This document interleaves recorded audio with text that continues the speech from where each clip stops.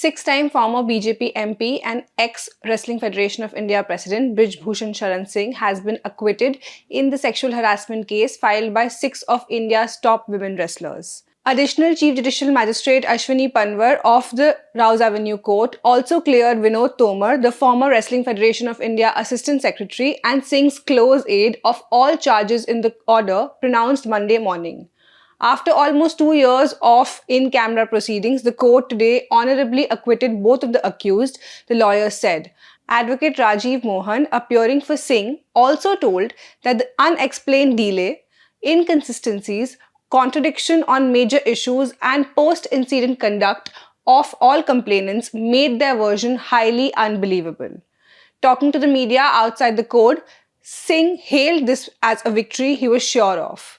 In January 2023, when the new parliament building was being inaugurated, a few kilometers away, Olympic medal winners, wrestlers including Vinesh Fogart, Sakshi Malik and Bajrang Punia accused Singh of sexual harassment and abuse of power. The protests were called off in January 2023 due to government's promise of creating an oversight committee to investigate the allegations. After the protests resumed in April 2023 over alleged inaction, the wrestlers approached the Supreme Court seeking registration of an FIR. A bench led by then CJI Chandrachud disposed of their pleas after Delhi police filed 2 FIRs.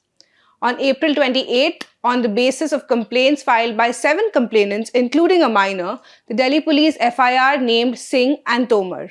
The FIR was filed under sections of the IPC including assault or criminal force to a woman with intent to outrage her modesty, sexual harassment, stalking, common intention, and others.